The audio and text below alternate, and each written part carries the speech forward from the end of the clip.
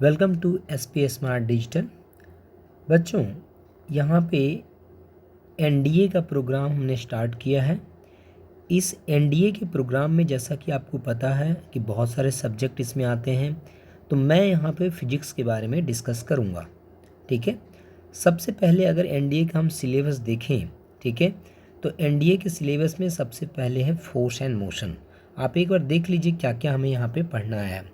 तो सबसे पहले है यहाँ पे फोर्स एंड मोशन, नेक्स्ट में है ग्रेविटेशन, थर्ड में है work energy and power, fourth में है साउंड, फिफ्थ में है लाइट, इसके बाद है electricity, magnetism, heat and general principle and working of instrument, जैसे वर्नियर कैलिपर, जो इंस्ट्रूमेंट्स होते हैं वर्नियर कैलिपर होते हैं, स्क्रू गेज होते हैं, ट्रैवलिंग माइक्रोस्कोप होते हैं, उसके बारे में थोड़ा सा यहाँ पे इसके में पढ़ना है। आपको पता है बेटा कि इसका जो पेपर होता है इसमें लेवल जो होता है इसका थोड़ा JEE मेन से कम लेवल होता है बेटा। ठीक है, तो जो हम इसमें आता है उसी के बारे में हम यहाँ पे डिस्कस करने वाले हैं। तो सबसे पहले यहाँ पे हम बेटा डिस्कस कर रहे हैं फोर्स एंड मोशन।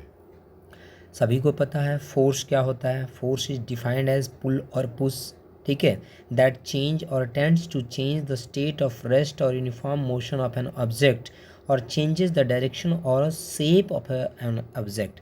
ठीक है, तो फोर्स के बारे में सभी को पता है। एक होता है बैलेंस्ड फोर्स, एक होता है अनबैलेंस्ड फोर्सेज।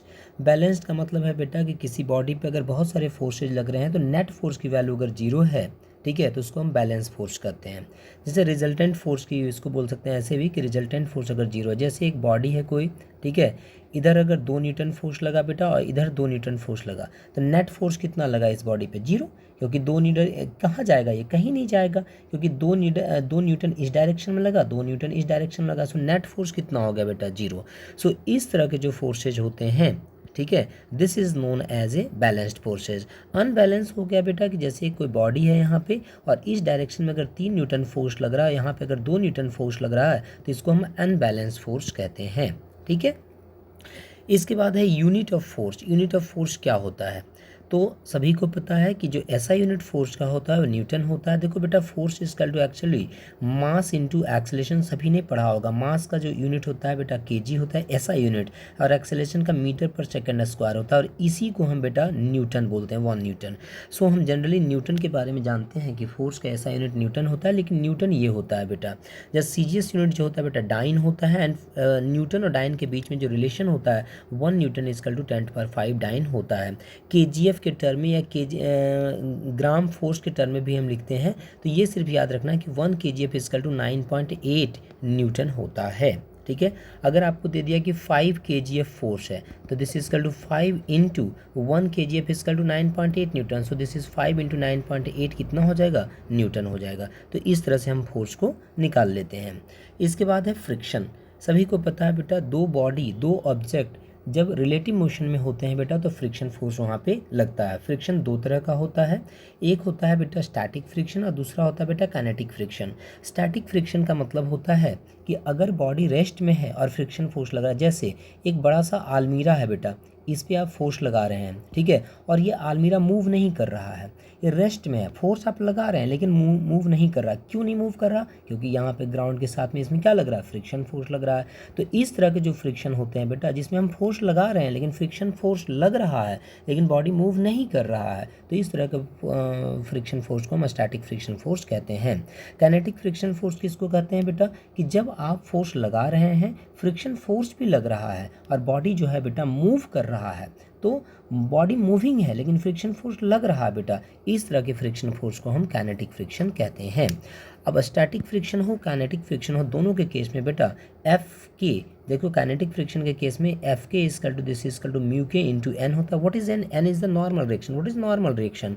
अगर बेटा ये सरफेस है, ग्राउंड है, इस पर कोई आदमी है, तो अगर इसका मास m है तो वेट कितना होगा? This is mg। तो जितना इसका वेट है बेटा, जितना इसका वेट है इस आदमी का, जितना इस आदमी का वेट है यहाँ पे, ठीक है, जितना इस आदमी का वेट है यहाँ पे, जितना इस आदमी का वेट है यहाँ पे, उतना ही जितना इस आदमी का वेट होता है बेटा, ठीक है। अगर इसका मास m है तो वेट कितना हो जाएगा mg। तो जितना इसने फोर्स लगाया ग्राउंड पे उतना ग्राउंड भी इसके ऊपर फोर्स लगाता है and this is known as a normal reaction. तो अगर वेट इसका mg है बेटा, mg फोर्स इसने ग्राउंड पे लगाया था तो ग्राउंड भी कितना फोर्स इसके ऊपर लगाएगा, mg लगाएगा बेटा। सो ये आपको याद रखना है, this is the normal reaction. ठीक है। तो जो स्टैटिक फ्रिक्शनल फोर्स या जो काइनेटिक फ्रिक्शनल फोर्स होता है बेटा, kinetic friction force is equal to mu k into कितना होता है n। और जो स्टैटिक फ्रिक्शनल फोर्स होता है बेटा, this is equal to less than equal to this is mu s into n होता है। क्यों ऐसा होता है इसके बारे में थोड़ा सा जान लीजिए।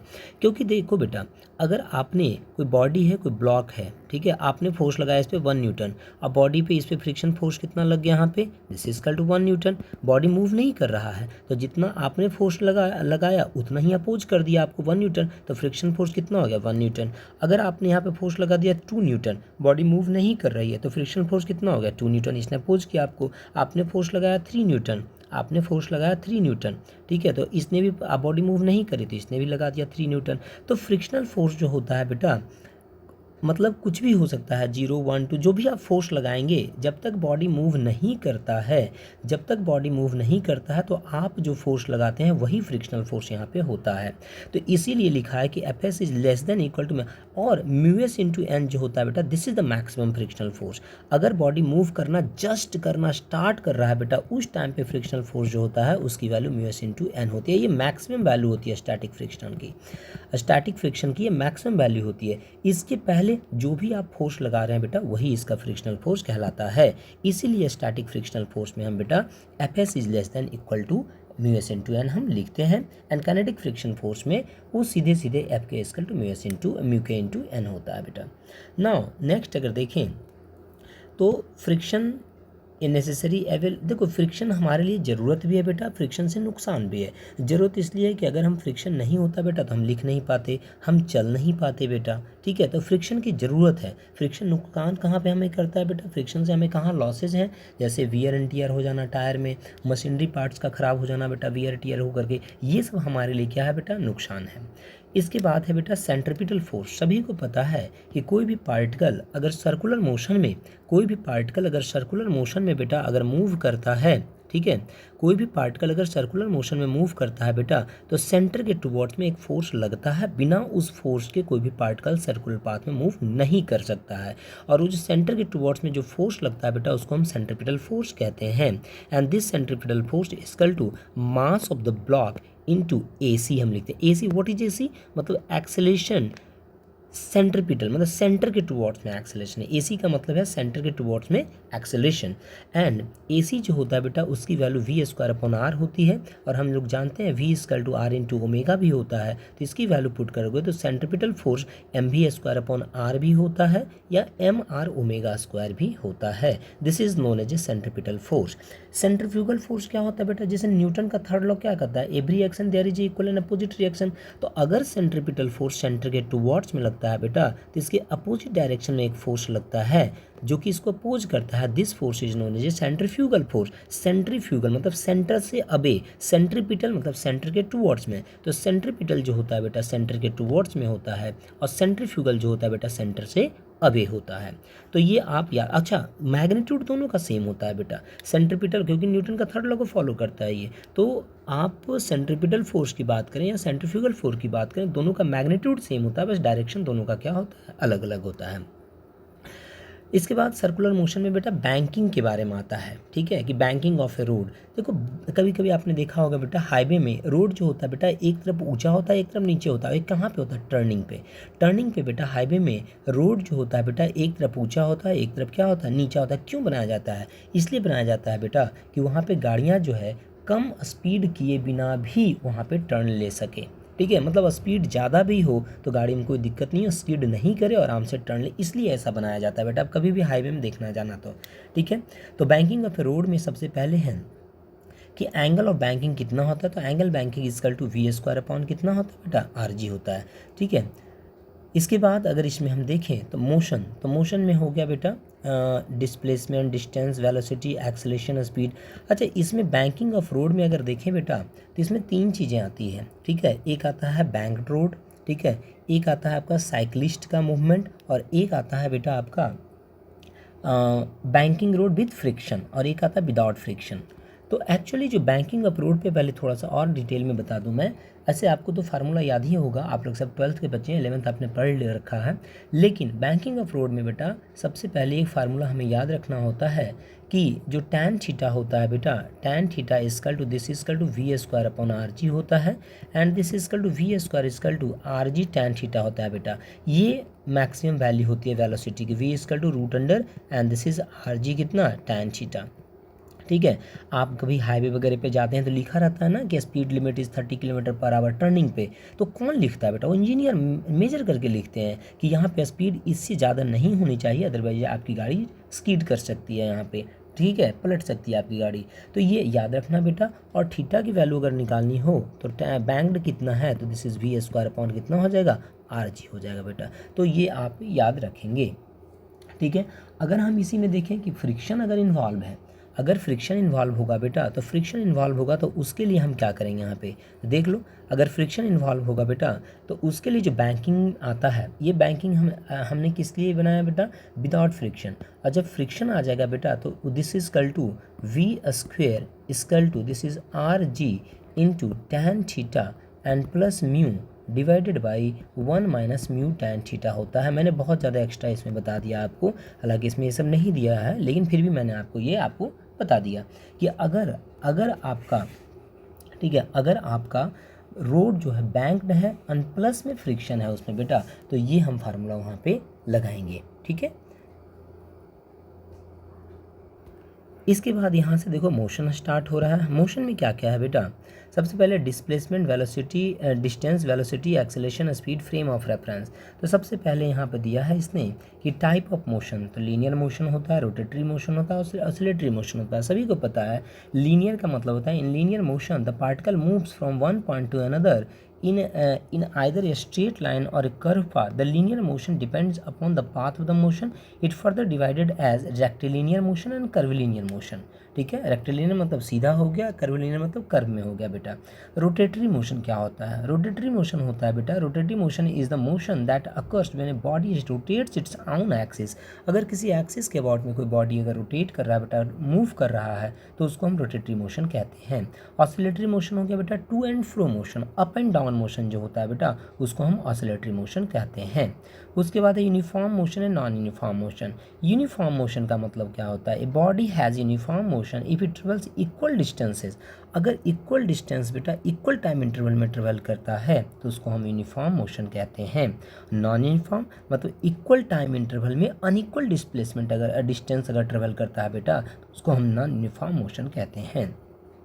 इसके बाद है distance. What is distance, distance क्या होता है बेटा, total path length travelled by the particle. Total जो पाथ लेंथ ट्रेवल करता है पार्टिकल उसको हम डिस्टेंस कहते हैं बेटा। जैसे ए पॉइंट ए है और दूसरा पॉइंट बी है, तो यहाँ से किधर गया, इधर गया, इधर गया, इधर गया, ये यहाँ पे पहुँच गया। तो जो टोटल पाथ लेंथ ट्रेवल किया है पार्टिकल ने, इस टोटल को बेटा हम क्या बोलते हैं, डिस्टेंस कहते हैं। This is known as a distance. जो यूनिट ऑफ डिस्टेंस जो होता है बेटा आपका एसआई में वो मीटर होता है बेटा, ठीक है। और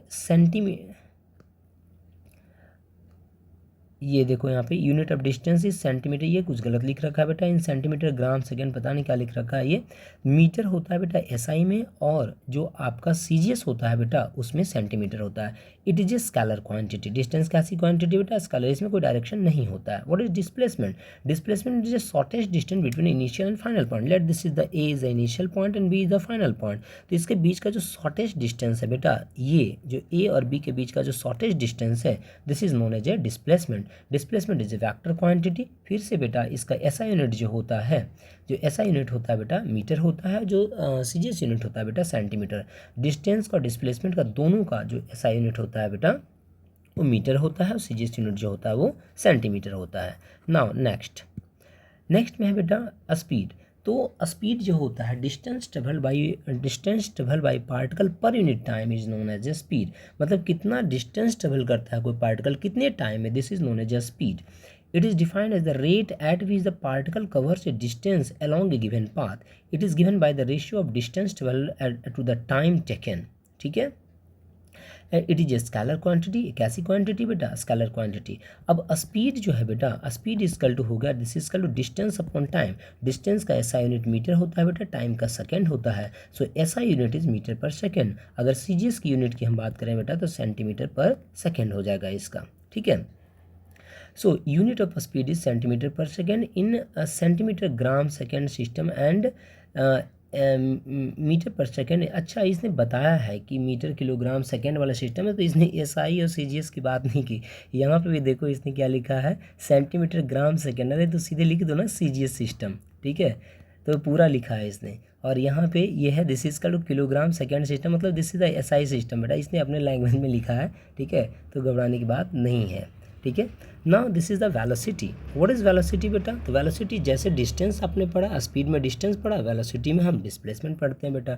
it is the displacement of the body in unit time और रेट डिस्प्लेसमेंट और rate of displacement. It is vector quantity बेटा, क्योंकि displacement is a vector quantity, so velocity is also a vector quantity. फिर से ऐसा unit और CGS unit same होगा बेटा जैसे आपका स्पीड का था।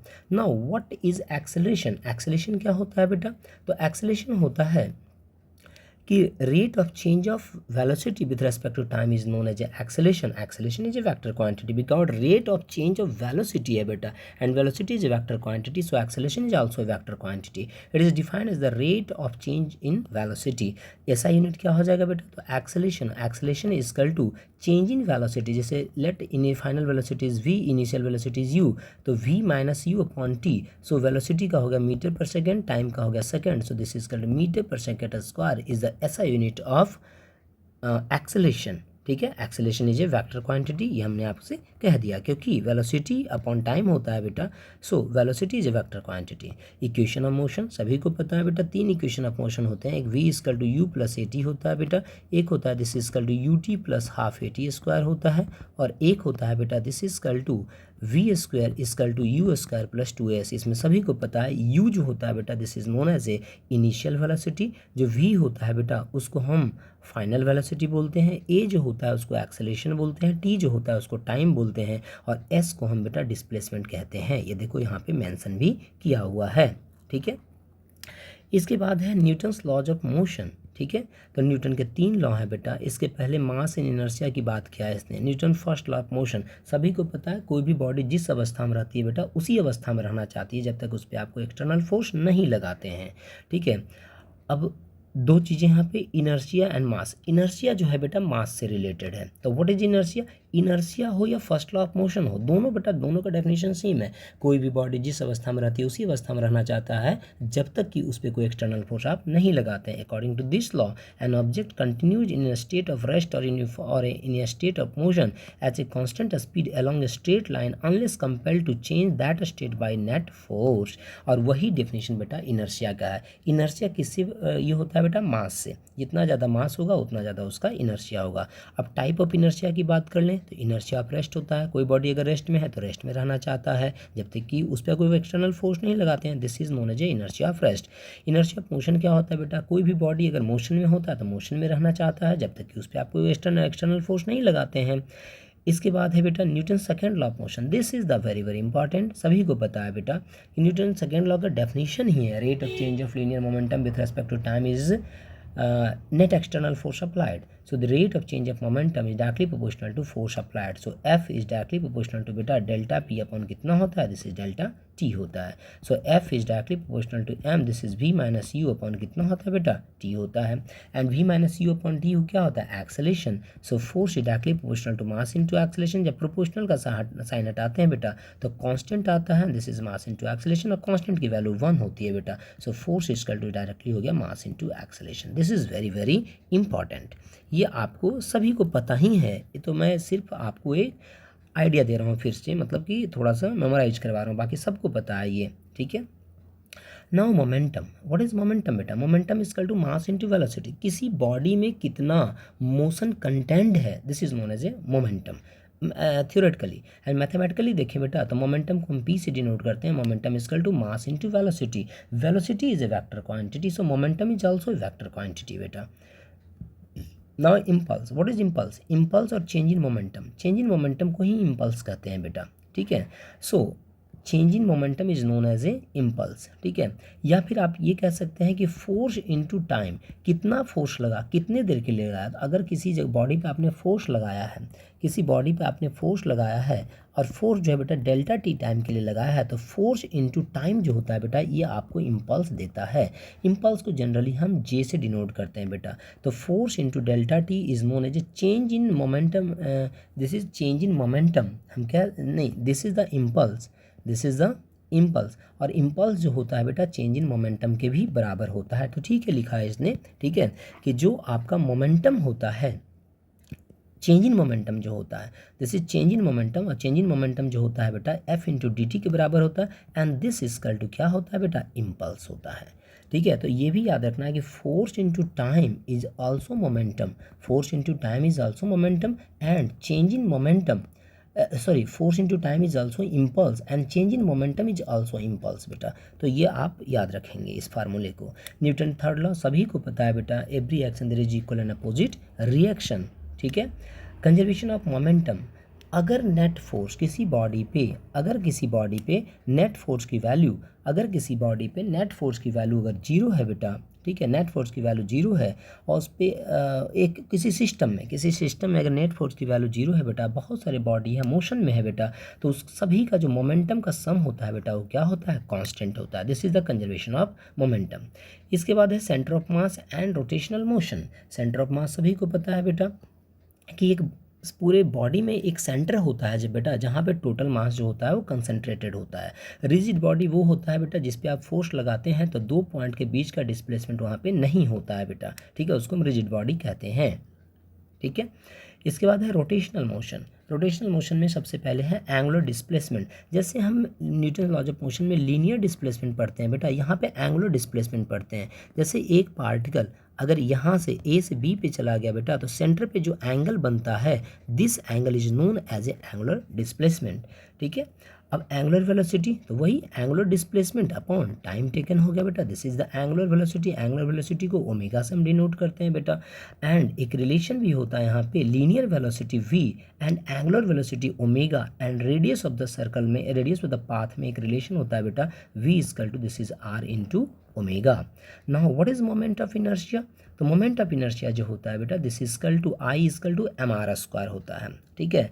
मोमेंट ऑफ इनर्शिया को हम I से डिनोट करते हैं and this equal to mr square.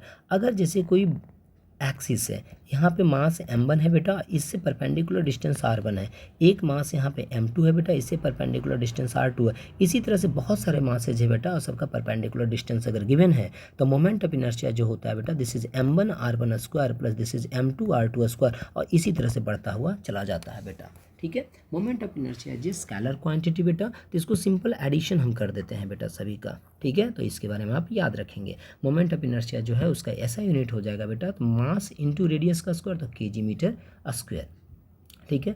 कुछ मोमेंट ऑफ इनर्शिया जो है बॉडी का गिवन है। देखिए थिन सर्कुलर रिंग जो होता है बेटा, उसका moment of inertia perpendicular to the plane of the ring and passing through the centre mr square होता है बेटा। डायमीटर के अबाउट mr स्क्वायर अपन 2 होता है। Perpendicular to disc at the centre बेटा, सर्कुलर डिस्क का mr स्क्वायर बाई 2 होता है। डायमीटर के अबाउट ये होता है, तो ये आपको याद रखना है। Now what is torque, torque equal to होता है बेटा r cross f। Torque is a vector quantity and torque equal to होता है बेटा, this is r cross f, ये आप याद रखेंगे बेटा। एंड टॉर्क का जो ऐसा यूनिट हो जाएगा बेटा, न्यूटन मीटर हो जाएगा ऐसा unit. Principle of moment of lever, lever इसका lever load into load arm equal to effort into effort arm होता है बेटा। मैकेनिकल एडवांटेज एक नया टर्म यहाँ पे आया जो कि आपने 11th में नहीं पढ़ा होगा।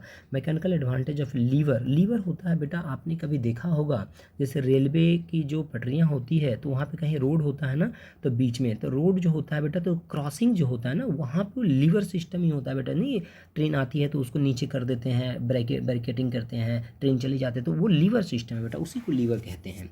तो लीवर का जो मैकेनिकल एडवांटेज होता है बेटा, this is to load upon effort होता है, याद रखेंगे। कपल जो होता है बेटा, वही जैसे टॉर्क होता है वही कपल भी होता है बेटा, force into force arm. Angular momentum जो होता है बेटा, उसको हम एल से डिनोट करते हैं। जैसे लीनियर मोमेंटम जो होता है, फोर्स इक्वल टू कितना होता है बेटा, this is dp upon dt होता है, rate of change of linear momentum with respect to time. उसी तरह से एंगुलर मोमेंटम जो होता है बेटा, टॉर्क जो होता है बेटा, this equal to dl upon कितना होता है, dt होता है बेटा। ये रिलेशन होता है इसमें। And torque equal to I into alpha भी होता है, ये भी रिलेशन होता है। तो ये था थ्योरी। अब हम न्यूमेरिकल लेंगे बेटा इस पे, प्रीवियस ईयर और सारे जो न्यूमेरिकल हैं इसके एनडीए के, उससे ज़्यादा आइडिया लगेगा हमें कि आखिर क्वेश्चन कैसे आए हुए हैं क्वेश्चन है। ठीक है, ये तो थ्योरी था, आपने पहले भी पढ़ रखा था। ठीक है, अभी पढ़ रहे हो आप, और कहोगे तो मैं और भेज दूंगा बेटा इस पे थ्योरी। अब हमारे पास पूरा इसके फार्मूले भी हर एक चैप्टर के अलग अलग लिखे हुए हैं, वो सब भी मैं भेज दूंगा आपको। लेकिन ये सब पढ़ रखा है आपने, आपके पास नोट्स भी होगा बेटा। लेकिन मेन अब हमें देखना है कि न्यूमेरिकल कैसे आते हैं, तो हम प्रीवियस ईयर के कुछ न्यूमेरिकल अभी लेंगे बेटा हम यहाँ पे।